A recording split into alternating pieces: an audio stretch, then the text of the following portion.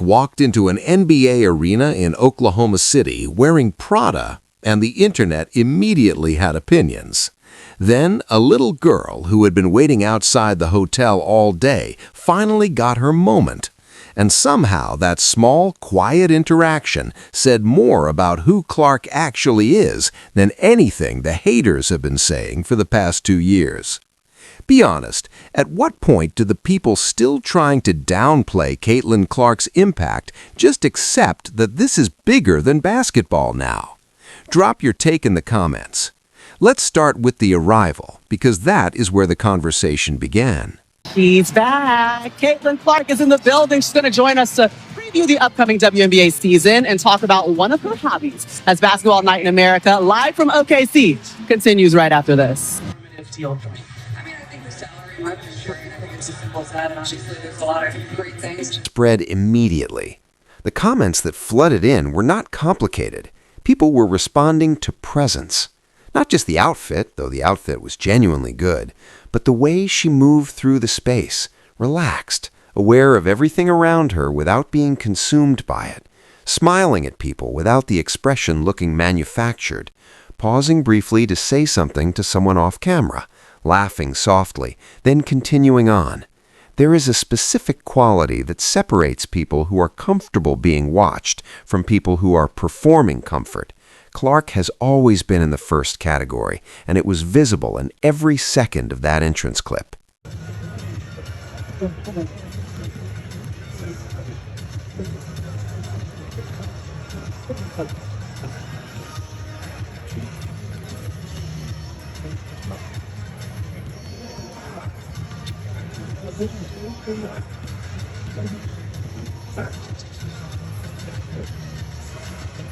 Walked into the Paycom Center in Oklahoma City, dressed in Prada, clean, polished, not overdressed, not trying too hard, just completely comfortable in the moment. She was there to serve as a pregame analyst on Basketball Night in America for the New York City Thunder matchup. A different arena, a different league, a completely different professional context from the one she... She's working. Little side hustle for her. How about that? You talk about the WNBA. There it is. Right there. They sell out. Aware of the attention. She's been aware of it since Iowa, but awareness and discomfort are not the same thing. And Clark has never seemed particularly uncomfortable with the scale of what follows her everywhere she goes. That composure is not something you develop overnight. It gets built through 2 years of walking into buildings and having the energy shift before you even reach your seat. The broadcast itself went well by every account. She listened, she responded, she added to conversations in ways that felt genuine rather than scripted. She was not trying to play the role of analyst. She was just being herself in a new space, which is exactly what makes someone watchable, regardless of the format. The difference between a guest who looks out of place and one who belongs is always whether they are performing or simply present. Clark was present, but the broadcast is not actually the main story here. The main story happened before any of it. There was a little girl waiting outside the hotel, not at the arena, not in the crowd with thousands of other people hoping for a glimpse, at the hotel earlier in the day with a jersey just waiting.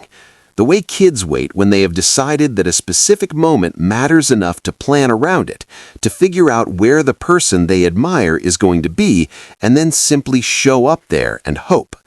Maria Taylor mentioned it during the broadcast coverage. She had seen the girl outside holding what she came with, standing there with the specific combination of patience and barely contained excitement that children carry when they are determined to make something happen. She had been at the hotel, then she came to the game. She brought her jersey and she got her moment. Caitlin Clark met her before the game, before the cameras were fully set up around her, before the broadcast demands kicked in, before the full weight of the evening's professional obligations took over. A few words, a smile, that interaction. And for that little girl, that was everything. This is the part of the Caitlin Clark story that the people spending energy trying to diminish her impact consistently fail to account for. The merchandise numbers are real.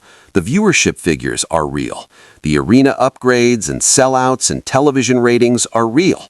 All of that is documented and quantifiable.